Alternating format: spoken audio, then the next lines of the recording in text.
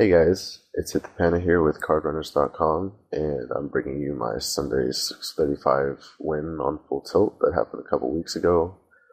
And I'm just going to jump right into it because we've got some hands to get through, and this is only a two-part video, so let's do it. We start with Ace Queen here. The blinds are 400, 800, and I'm just min-raising right now. Just tons of short stacks behind us. Definitely don't need to do anything besides min-raise.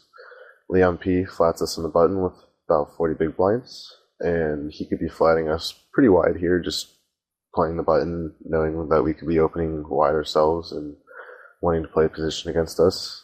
He's one of the looser rigs, I think. So we go ahead and c-bet. I could definitely check here and try to induce some bets from him and just try and shut down my hand, but I decided to bet this time. I think that's okay. And I get called. Turn is a 4, bringing a flush draw. We do not have queen or ace of clubs, so it's a little more likely he might. Not something I'm too concerned about. I'm going to have some worse hands for sure that would want to bet this turn, so I don't feel like I need to bet it here when he could very well have a worse hand than me already. So I just check, and he goes ahead and bets a little over third pot. And I decide to check raise here. And I think it's pretty good.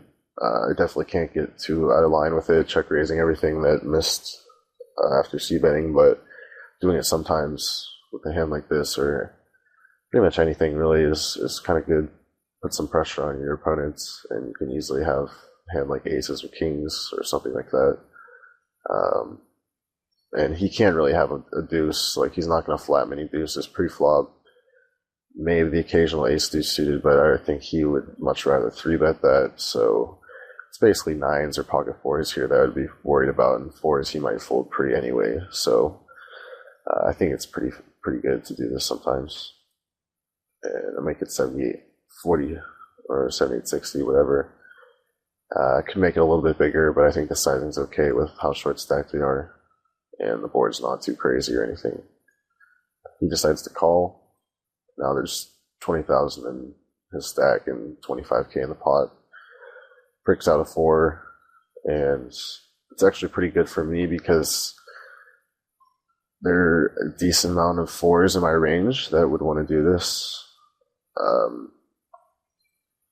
Yeah, sometimes I would just check call 4 if I hit it on the turn, but other times I definitely might decide to take that hand, like an ace 4 or king 4 suited or something, and just check raise it on the turn here. I mean, it's kind of better to do that, to have some equity.